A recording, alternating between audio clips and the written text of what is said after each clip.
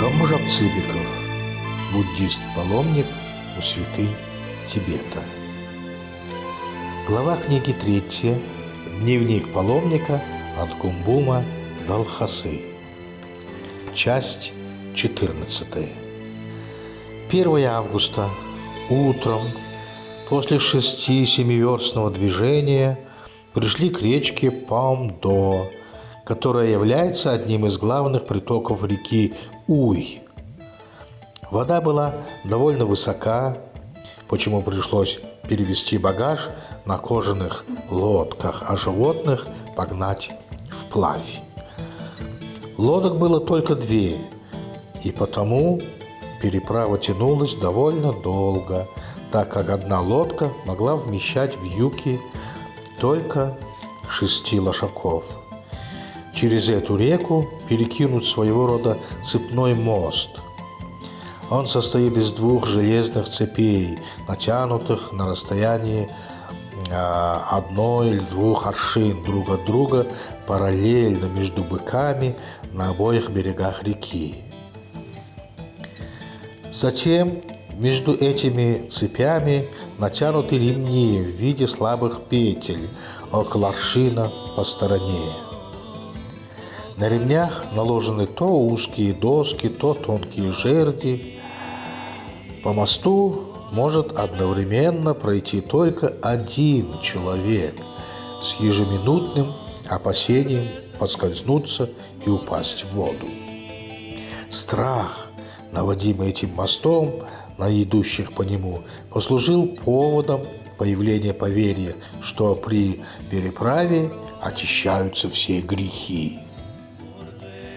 На другой стороне реки находится замок Пом-До-Дзон, где сосредоточено управление местного уезда.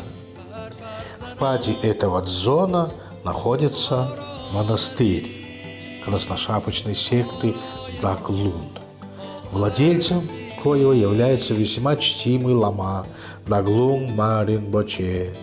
Дорога наша, не доходя около 2,5 версты до этого монастыря, поворачивает на левую сторону. Мы ночуем, сделав от Пом-До Чу около 25 верст. 2 августа.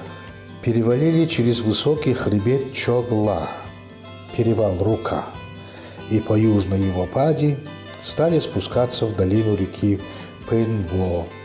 Ближе к устью этой пади находится на отдельной горке замок Хундудзон. Обедали на самой речке Пэнбо. Долина этой речки, известная в литературе под названием Пэньюл, является одним из густо населенных мест Центрального Тибета. Жилища расположены или отдельными поместьями, или небольшими деревнями.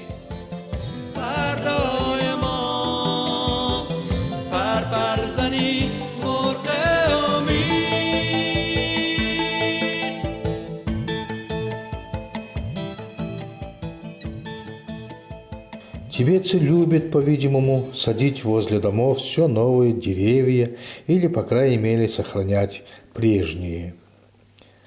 После обеда мы снова навьючили и стали подниматься вверх по паде перевала Гола, перевал Голова, что означает, и ночевали почти на середине подъема, пройдя за день около 30 верст. Из Пэнбо в Лхасу ведет еще дорога, другая. Она длиннее на расстоянии однодневного караванного пути, потому стараются по возможности избегать ее. Впрочем, казенные караваны и вообще проезжающие по казенным станциям ездят по этой обходной дороге, поневоле избираемой и караванами на верблюдах, которым крутой и каменистый перевал Гола очень неудобен или даже невозможен для движения. 3 августа. Поднялись на перевал Гола, откуда в ясную погоду бывает видна Лхаса с золоченными крышами своих храмов, а также и дворец Далай-ламы Патала. В частности, при нашем проходе на темени гор был густой туман, сквозь который ничего, конечно, не было видно. Я не в состоянии описать того чувства радости и нравственного удовлетворения, которое является у набожных богомольцев, когда они, при виде вдали священного города, падают ниц на землю и делают 3 земных поклона в сторону его. Приятно было также и мне увидеть, наконец, конечную цель моего назначения, к которой я стремился уже 9-й месяц.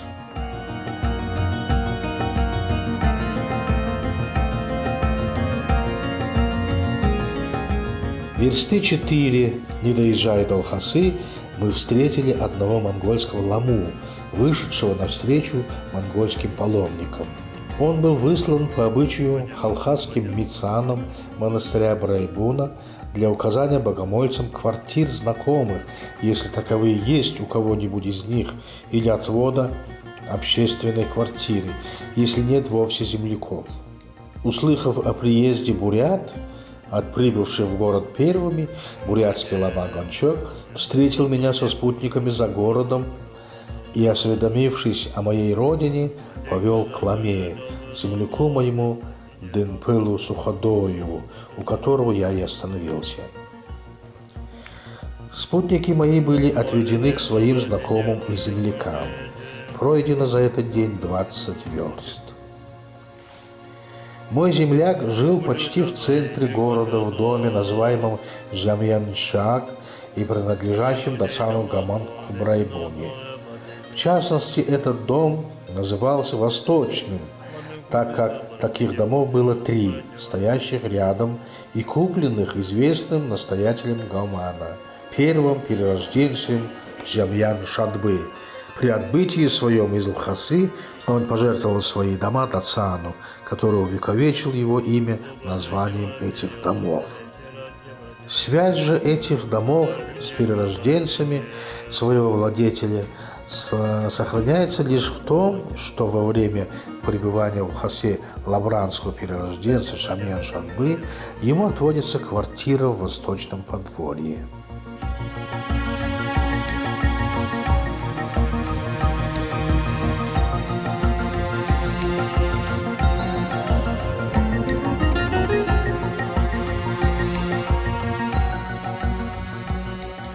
Лишь только мои вьючные животные были введены во двор нашей квартиры и развьючены, начали приходить разные покупатели за лошаками.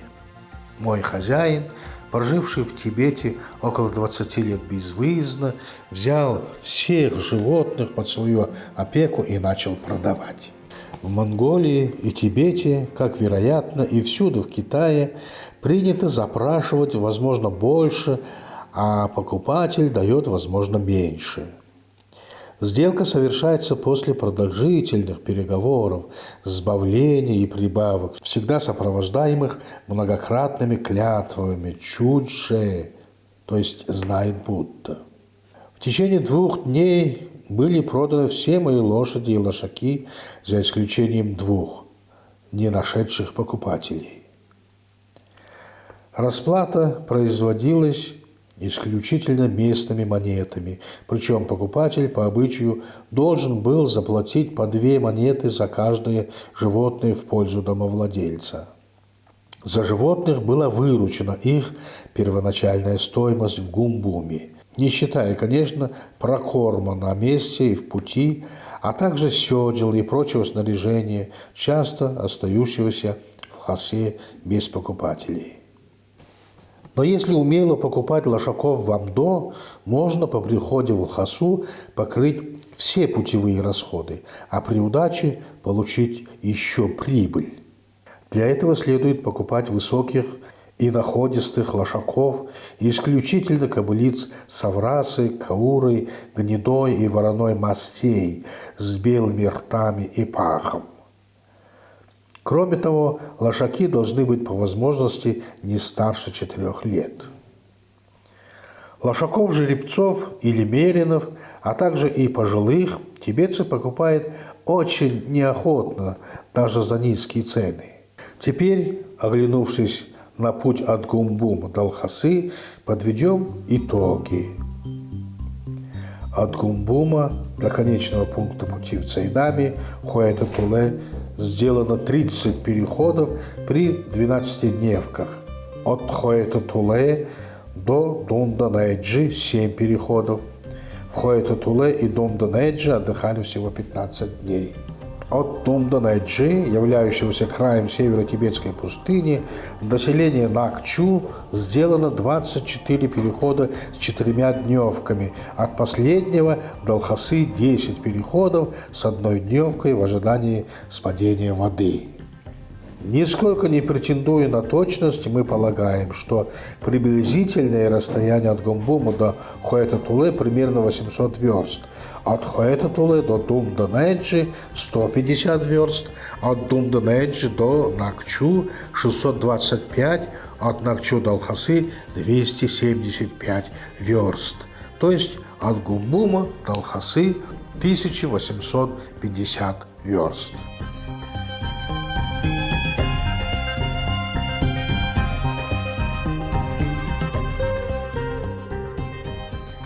Что касается обычного порядка движения, то утром старались встать и приготовить чай до рассвета, а напившись, вьючили животных. Затем двигались в путь, и движение в среднем продолжалось 5-6 часов, после чего останавливались лагерем, делая из палаток по возможности круг и пускали животных на подножный корм. При этом от Гумбума до Цайдама, где возможны нападения разбойничьих шаек, животных постоянно пасли вооруженные люди. С закатом солнца животных пригоняли к лагерю, где, привязав их внутри круга, образованного палатками, давали понемногу гороха. Они оставались на привязи всю ночь, причем от Гумбума до Цайдама и от Мурсе-Гола до самой Лхасы окарауливались. Особенно беспокоят богомольцев воры из накчунских тибетцев, коих монголы по их распущенным волосам зовут просто сыксыгр, то есть мохнатые. В случае совершившегося казнократства монголы совершенно беззащитны. Обратиться с жалобой к их правителям значит прибавить в их актив новый доход. Они так или иначе отыщут укравших и, получив от них что следует, отпустят с миром. А в случае справки потерпевших ответят, что все еще не могут отыскать воров.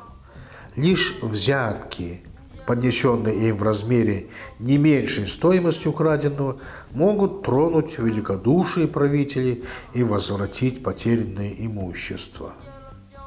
Зная из 7-летнего опыта такие местные порядки, монголы предпочитают вовсе не отыскивать потерянного, если сами оплошали досмотреть за своим имуществом. Конец 14 части и конец 3 главы книги. Продолжение следует.